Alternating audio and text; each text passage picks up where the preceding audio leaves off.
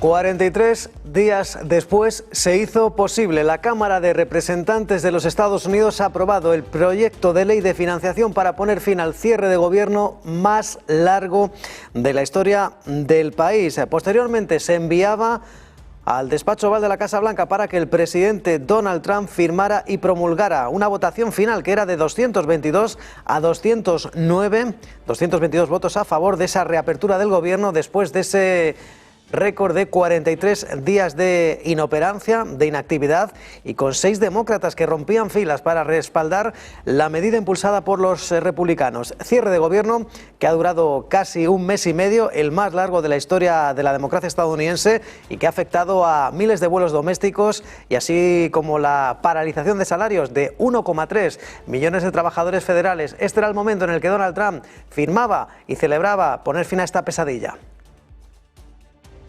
Honor now to sign this incredible bill and get our country working again. Thank you.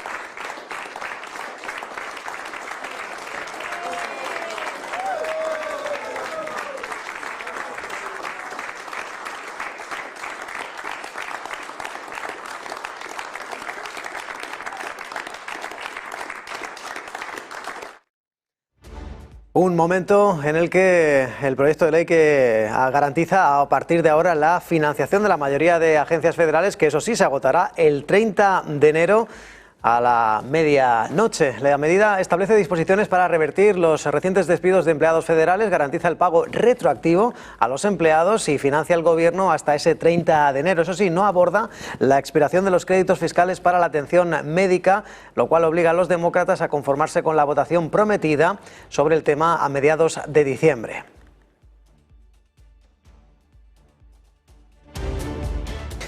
Sobre este asunto hablaba Donald Trump, recordemos, en un momento en el que el presidente estadounidense también, eso sí, volvía a achacar y a responsabilizar a los demócratas de ese filibusterismo, de ese mecanismo por el cual han torpedeado en más de una docena de ocasiones esa votación de la ley de financiación para poner fin a esta situación, a este impasse histórico que no se había producido nunca en la historia, superando el récord que poseía la anterior administración Trump en los años 2016 a 2020, cuando el cierre de gobierno duró 34 días. Un Donald Trump que, eso sí, cargaba sin piedad contra los demócratas, responsabilizándolos de la situación actual. Weeks the Democrats shutdown has inflicted massive harm. They caused 20,000 flights to be canceled or delayed. They departed so many times, so late. People were hurt so badly. Nobody's ever seen anything like this one. This was a no-brainer. This was an easy extension. But they didn't want to do it the easy way. They had to do it the hard way. And they look very bad, the Democrats do. They deprived more than 1 million government workers from their paychecks and cut off food stamp benefits for millions and millions more Americans in need. They caused tens of thousands of federal contractors and small businesses to go unpaid, and the total effect of the damage their antics caused will take weeks and probably months to really calculate accurately, including the serious harm that they did to our economy and to people and to families. So I just want to tell the American people, you should not forget this. When we come up to midterms and other things, don't forget what they've done to our country. I also want to call for a termination to the filibuster so that this can never happen again. Un Donald Trump que se podía leer entre líneas que también están haciendo sus cálculos políticos, poniendo el foco también en las elecciones de medio mandato para que a la hora de renovarse las cámaras tengan en cuenta la situación, ese impasse, insistimos, histórico. En este jueves 13 de noviembre se acabó el cierre de gobierno. Eso sí, Donald Trump que, bueno, pues además de acusar a los demócratas, aseguraba que mantiene su intención de derogar el famoso Obamacare, el programa sanitario Obamacare, que pretende desbloquear y entregar a los ciudadanos el dinero de este sistema sanitario y que ellos elijan su propia cobertura. Willing to work with anyone, including the other party. We'll work on something having to do with health care. We can do a lot better. We can do great. So much money is involved. and we're willing to pay so much money to the people. So we're going to pay a lot of money to the people. They're going to go out and buy their own health care, and we're going to forget this Obamacare madness. Y los efectos de esta ley aprobada podrían comenzar a ser visibles desde este jueves, cuando millones, 1,3 millones de trabajadores puedan volver a sus puestos de trabajo y sean requeridos por las oficinas de trabajo. Recordemos que la Cámara de Representantes, su presidente, Mike Johnson, dice que espera que la Cámara Baja del Congreso derogue una cláusula en la financiación del gobierno que permite a los senadores demandar por hasta $500.000 si sus registros telefónicos han sido obtenidos sin previo aviso. Un Johnson que declaraba a los periodistas que había hablado con el líder de la mayoría del Senado, John Thune, sobre esa disposición y que lamentaban la forma en que se había hecho. Un Mike Johnson que aseguraba que el texto se añadía a última hora sin su conocimiento y aseguraba que le habían insistido en que supiera si estaba al tanto, y aseguró que no tenía conocimiento de lo ocurrido. Un Johnson que, eso sí, cree que el Senado también va a proceder a derogar esa norma después de que la Cámara de Representantes tome cartas en el asunto. Y también se refería a este asunto la secretaria de prensa de la Casa Blanca, Karoline Leavitt, asegurando que la economía estadounidense ha perdido miles de millones de dólares durante este cierre de gobierno federal, el más largo de la historia de la democracia, asegurando que ha debilitado significativamente la confianza del consumidor y ha afectado gravemente a los sectores de viajes y hostelería. Aseguraba también que probablemente no se publiquen los datos de inflación y de octubre. También recalcaba que el Congreso prevé que los efectos del cierre reduzcan el crecimiento económico en el cuarto trimestre, atención, en 2 puntos porcentuales. Government shutdown for 43 days, the longest shutdown in U.S. history. President Trump looks forward to finally ending this devastating Democrat shutdown with his signature, and we hope that signing will take place later tonight. Eso sí, a pesar del cierre de gobierno, Karoline Leavitt asegura que la política comercial del presidente estadounidense Donald Trump señala que, bueno, pues todos esos ingresos procedentes de los aranceles permitirán ese famoso cheque de $2.000 para los ciudadanos de ingresos medios y bajos. Karoline Leavitt, que a pesar de la situación de este shutdown, dice que habrá remanentes por parte de esa política arancelaria de la administración Trump que permitirá ese cheque de $2.000. Citizens expect a $2,000 proposal. Is the White House committed to making that happen? The White House is committed to making that happen, yes. And we are currently exploring all legal options to get that done. I don't have a timeline for you or any further details, but I can confirm for you that the President made it clear he wants to make it happen. And so his team of economic advisors are looking into it. And when we have an update, we'll provide one. Y por cierto que Mike Johnson, el presidente de la Cámara de Representantes, ha asegurado que la próxima semana van a someter a votación en la Cámara una medida que obliga al Departamento de Justicia a publicar todos los archivos relacionados con el caso Epstein. Señala Mike Johnson que someterán eso a votación en el pleno de la semana que viene. Un Johnson que concedía una entrevista al canal CNN donde aseguraba y recordaba que el Comité de Supervisión de la Cámara ha trabajado sin descanso en esa investigación. Recordemos, los demócratas publicaron varios documentos nuevos del patrimonio de Epstein que sugieren que Donald Trump pasó tiempo en la casa de Jeffrey Epstein con una de las víctimas. Un correo electrónico escrito por Epstein también implicaba a Donald Trump y al parecer que sabía de los tejemanejes de Epstein. La Casa Blanca que ha acusado a los demócratas de crear una narrativa falsa y los republicanos que han publicado 20.000 páginas más de documentos en respuesta. También hablaba Karoline Leavitt, la portavoz de la Casa Blanca, asegurando que estos correos inéditos de Jeffrey Epstein, públicos en las últimas horas, demuestran que Donald Trump no hizo nada malo. Dice que esos correos no prueban nada, salvo que Donald Trump no hizo nada malo. Karoline Leavitt también revela que la víctima, recordemos, de cuyo nombre ya se ha hecho público y que pasó varias horas con Trump, era Virginia Woolf, que falleció en abril. Karoline Leavitt no se refería a este asunto y añadía que CBS informó recientemente que esta persona nunca presenció nada inapropiado del presidente Donald Trump. These emails prove absolutely nothing other than the fact that President Trump did nothing wrong. And what President Trump has always said is that he was from Palm Beach and so was Jeffrey Epstein. Jeffrey Epstein was a member at Mar-a-Lago until President Trump kicked him out because Jeffrey Epstein was a pedophile and he was a creep. And this email you refer to with the name of a victim that was unredacted now and has since been reported on in this room, so I will go ahead and say it, Virginia Giuffre. And it was CBS's own reporting, Ouija, that recently wrote that Miss Giuffre maintained, and God rest her soul, that she maintained that there was nothing inappropriate she ever witnessed, that President Trump was always extremely professional and friendly to her. And so I think it's a question worth asking the Democrat Party, and you should all go ask them after this briefing, of why they chose to redact that name of a victim who has already publicly made statements about her relationship with Jeffrey Epstein and is unfortunately no longer with us. Y la fiscal general de Estados Unidos, Pam Bondi, y el director del FBI, Kash Patel, planean debatir la publicación de los correos electrónicos de Jeffrey Epstein, en donde se menciona al presidente Donald Trump. El canal CNN asegura que tanto Bondi como Patel van a tener un encuentro en el que, recordemos, el Departamento de Justicia, eso sí, se ha negado a hacer comentarios después de que los demócratas revelaran esos correos electrónicos que sugieren que Trump estaba al tanto de la mala conducta de Jeffrey Epstein. La Casa Blanca, que criticaba a los demócratas, y ahora parece que van a dar un acelerón con Pat Bondi y Kash Patel abordando esos correos de Jeffrey Epstein.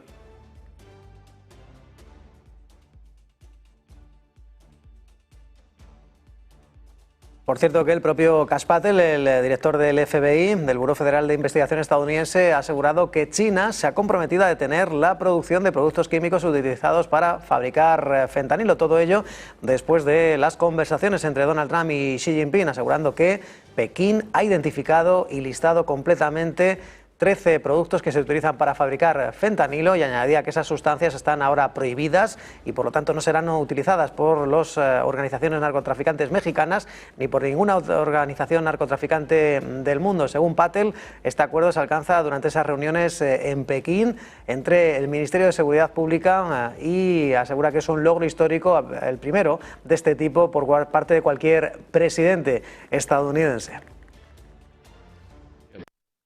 The People's Republic of China has fully designated and listed all 13 precursors utilized to make fentanyl, effective immediately, essentially. President Trump has shut off the pipeline that creates fentanyl that kills tens of thousands of Americans. These substances are now banned, and they will no longer be utilized by the Mexican drug trafficking organizations or any other DTOs around the world to make this drug. Y el secretario del Consejo de Seguridad ruso, Sergei Shoigu, ha afirmado que Rusia ha comenzado a estudiar la posibilidad de realizar ensayos nucleares. Shoigu, que hacía declaraciones a RIA Novosti, donde confirmaba que esa revisión se ha iniciado inmediatamente después de que Vladimir Putin diera la orden. Señalaba que este trabajo comenzó de inmediato. La pasada semana, recordemos, el vicepresidente del Consejo de Seguridad, Dmitry Medvedev, advertía que las declaraciones del presidente Donald Trump sobre esos ensayos nucleares podrían impulsar a Moscú a considerar esa posibilidad de realizar sus propios ensayos. El ministro de Exteriores, Sergei Lavrov, posteriormente afirmaba que Rusia está dispuesta a dialogar sobre el tema con Washington. Shoigu confirma que se está llevando a cabo una revisión de pruebas nucleares por parte de Rusia. Y a pesar de todo, el canciller Sergei Lavrov, que sigue mostrando la disposición del Kremlin a participar en la cumbre de Budapest, después de que se cancelaran los planes previstos el pasado mes, asegurando que están dispuestos a celebrar una segunda cumbre ruso-estadounidense en Budapest y se basan realmente, eso sí, en los excelentes resultados de Alaska. No obstante, aún no hay fijada ninguna fecha y los contactos rusos-estadounidenses, señala Sergei Lavrov, continúan. El canciller ruso, que concedía una entrevista al diario italiano Corriere della Sera, donde afirmaba que también ha habido algunos vínculos falsos sobre la cancelación de la cumbre, con un supuesto memorándum de Rusia que habría enviado al Departamento de Estado estadounidense solicitando algunas concesiones territoriales y de otro tipo a Ucrania. Asegura que algunos medios como la BBC falsificaron también el vídeo de Donald Trump poniendo en su boca palabras en las que pedía un ataque al Capitolio. También se refería a este asunto Sergei Lavrov, asegurando eso sí que Rusia sigue preparada para esa cumbre de Budapest. Y sobre el espíritu de Alaska también hablaba el asesor presidencial ruso Yuri Ushakov, que aseguraba que, eso sí, Donald Trump no ha enviado ningún mensaje a su homólogo ruso Vladimir Putin a través de su homólogo kazajo Kassym-Jomart Tokayev. Al parecer no recibieron ninguna señal. Recordemos que Tokayev visitó Estados Unidos la pasada semana, tuvo una reunión con Donald Trump en el despacho Oval y ayer Tokayev tuvo un encuentro con Vladimir Putin en el Palacio del Kremlin, donde al parecer no le trasladó ningún mensaje por parte de Washington. No obstante, Ushakov que señala que el entendimiento entre ambos líderes sigue vigente y señala que las bases alcanzadas en esa reunión del pasado verano en Alaska siguen vigentes y no han perdido ni un ápice de frescura. Регулирование украинского кризиса, конечно, имеют те понимания, которые были достигнуты непосредственно перед Анкориджем и в ходе саммита в Анкоридже. Контакты с американцами продолжаются? Эти понимания, они находятся в рабочем состоянии. Никто от них не отказывался, ни американская сторона, ни, естественно, ни мы. Поэтому мы исходим из того, что если будем продолжать обсуждать украинский кризис, то будем обсуждать это на основе понимания достигнутых в Анкоре. Y Rusia y Venezuela han firmado un acuerdo de asociación estratégica y cooperación. Recordemos, la situación de las cámaras del Parlamento ruso han instado a esa comunidad internacional a condenar las acciones de Estados Unidos en el Mar Caribe. Vladimir Putin, que ya el pasado 27 de octubre promulgó una ley, la de ratificación del acuerdo, algo que se hizo posteriormente el 7 de noviembre en la Cámara venezolana. Así lo explicaba Nicolás Maduro. Nadie perturbará la paz en el país. Estamos del lado correcto de la historia. Defendemos la causa más sagrada que jamás se haya defendido. Estamos en nuestra ley. Estamos en nuestra tierra. Y nada ni nadie debe pretender perturbar la paz y tranquilidad de esta tierra y de este pueblo, que es un pueblo pacífico, pero que ha demostrado en la historia que es un pueblo guerrero, capaz de todo. El acuerdo amplía la interacción entre ambos países en la esfera política y económica, incluyendo energía, minería, transporte, telecomunicaciones y también seguridad y lucha contra el terrorismo y el extremismo. Se desconocen las cláusulas, pero eso sí, el ministro de Exteriores ruso, Sergei Lavrov, negaba las informaciones sobre la petición de ayuda militar a Venezuela, fruto de esa escalada de tensiones. No obstante, el vicepresidente Vladimir Padrino López aseguraba que seguirán defendiendo con uñas y dientes el Mar Caribe. Las grandes potencias se han manifestado en contra de esta agresión que se da en el Caribe, de esta intimidación, de esta amenaza, ensuciando las aguas del Mar Caribe con odio, con supremacismo, con intención de imposición y de hacer del Mar Caribe un mar cerrado para los intereses de los Estados Unidos.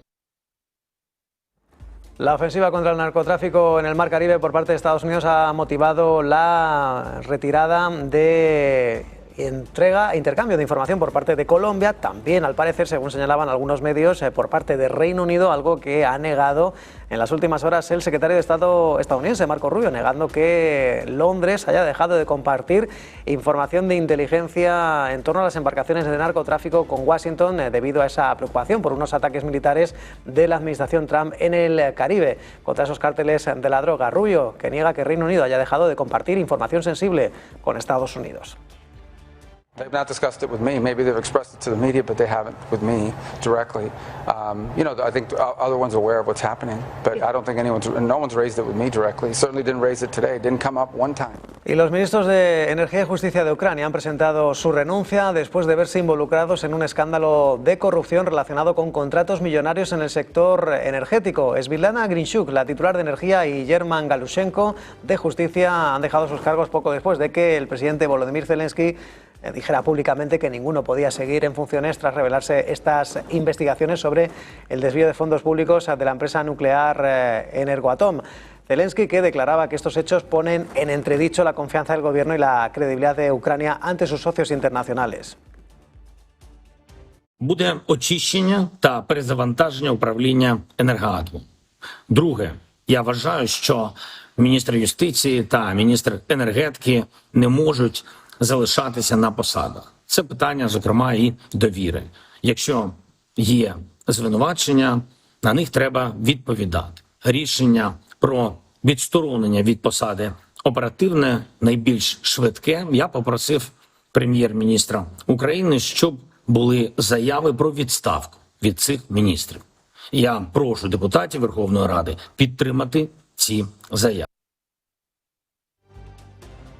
Y el ejército de Israel ha eliminado a 3 de 4 terroristas que supuestamente intentaron destruir infraestructuras subterráneas en Rafah. Las fuerzas de defensa de Israel que aseguran que estos terroristas fueron abatidos en una acción coordinada con las fuerzas aéreas. Desde el ejército señalan que no ha habido bajas en el bando israelí. Recordemos el ejército que informaba también de la muerte de un individuo que, según los informes, cruzó la línea amarilla en la franja de Gaza cerca de Jan Yunis y se acercó a los militares israelíes de una forma que representaba una amenaza inmediata. En ese sentido, señalaban las fuerzas de defensa que las publicaciones de sus acciones se ajustan al alto el fuego en Gaza.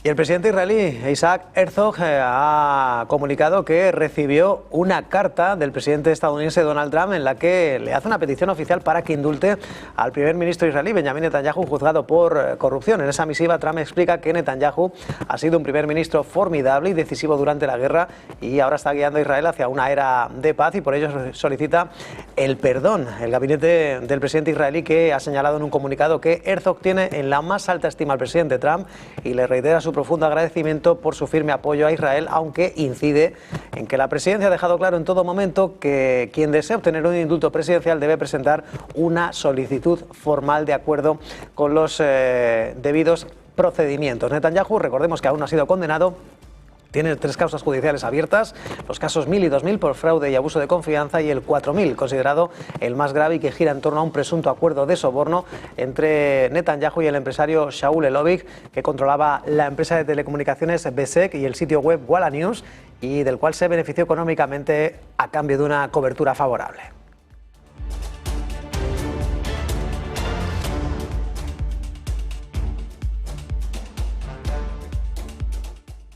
Y la Asamblea Nacional Francesa ha aprobado por amplia mayoría la suspensión de la reforma de las pensiones, lo cual da oxígeno al gobierno de Sébastien Lecornu para alejarse de esa moción de censura de los socialistas. 255 votos a favor por 146 en contra para suspender una polémica ley para reformar las pensiones que salió adelante con el apoyo mayoritario del Partido Socialista, Los Verdes y Agrupación Nacional, el partido de Marine Le Pen, junto a la abstención del Partido Renacimiento del presidente Emmanuel Macron.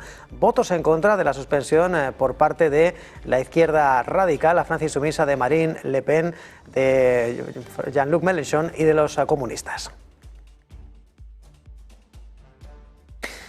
Y China y España, que acuerdan impulsar su colaboración estratégica. Durante la visita de los Reyes de España al gigante asiático, el presidente chino Xi Jinping ha mostrado su disposición a trabajar con España para forjar una alianza integral con dinamismo e influencia global. Por su parte, el rey Felipe VI reconocía el papel de la inversión china en el impulso y crecimiento económico del país y la transición verde, y por ello mostraba su voluntad, la voluntad de España, de reforzar cooperación con China en los ámbitos de la economía, el comercio, tecnología y energías renovables. Recordemos, el volumen de comercio bilateral entre China y España superó los 50.000 millones de dólares el pasado año, mientras que la inversión recíproca superó los 11.000 millones de dólares. Mientras tanto, a la espera de que los trabajadores estadounidenses vuelvan a sus puestos de trabajo, lo cierto es que los datos de IPC y empleo en Estados Unidos del mes de octubre, que son clave para entender la marcha de la economía estadounidense, podrían no ser publicados nunca, lo decía desde la Casa Blanca. Recordemos una situación de cierre de gobierno federal que obligaba a aplazar esa publicación de datos. La propia portavoz de la Casa Blanca, Caroline Leavitt, insistía en que la parálisis federal, que ha cumplido 43 días, ha afectado de forma permanente a la publicación de todos estos datos y dejaría, eso sí, a los responsables de la política monetaria a ciegas en un momento crítico. According to a CBO estimate, the Democrat shutdown could end up decreasing fourth quarter economic growth by 2 whole percentage points. The Democrat shutdown made it extraordinarily difficult for economists, investors, and policymakers at the Federal Reserve to receive critical government data. The Democrats may have permanently damaged the federal statistical system, with October CPI and jobs reports likely never being released. And all of that economic data released will be permanently impaired, leaving our policymakers at the Fed flying blind at a critical period. Y Toyota se ha comprometido a invertir $10.000 millones adicionales en Estados Unidos en los próximos 5 años. También ha anunciado el inicio de producción en su planta de baterías en Carolina del Norte. El fabricante japonés, que no ha dado detalles de esta nueva inversión, pero eleva ya a $60.000 millones la cifra que la compañía ya ha destinado en Estados Unidos desde que iniciara operaciones hace 70 años en Estados Unidos. El presidente de Toyota en Norteamérica ha calificado el inicio de la producción en la planta de baterías de Liberty y esa inversión adicional como un momento esencial para la compañía. Y el Dow Jones subió más de 400 puntos al cierre de ayer, cosechando un nuevo máximo histórico impulsado por el optimismo en torno a ese cierre de gobierno federal. Los legisladores que regresaban a Washington para votar ese acuerdo destinado a restaurar la financiación de las agencias federales. El índice que tuvo un rendimiento superior porque las principales compañías financieras, Goldman Sachs, JP Morgan y American Express, alcanzaban nuevos máximos históricos. Mientras tanto, el S&P 500 y el Nasdaq bajaban de forma leve. Las ganancias en semiconductores y financieras se veían contrarrestadas por las caídas en el sector tecnológico. AMD se disparaba más de un 8% después de proyectar un crecimiento de ventas más rápido de lo esperado y que impulsaba al sector de semiconductores en general. Broadcom y Qualcomm dejaban subidas moderadas del 1% y también muy pendientes de Nvidia, que anunciaba que construirá un centro de datos de inteligencia artificial de $1.000 millones en el norte de México, y Meta, que también invertirá $1.000 millones en un nuevo centro de datos en Wisconsin. En la agenda del día, los inversores van a estar pendientes del PIB del tercer trimestre en Reino Unido, donde también se conocerá la balanza comercial y la producción industrial de septiembre. Eurostat difundirá, por su parte, el dato de producción industrial de septiembre en la eurozona, y en el ámbito de los negocios, los inversores que van a evaluar los resultados de Sabadell, ACS o Colonial en España, Deutsche Telekom, Burberry, Siemens y Generali en Europa, mientras que en Estados Unidos la atención se centrará en las cuentas de Walt Disney. 7:27, el momento ya de hacer una pequeña pausa en Business Connection.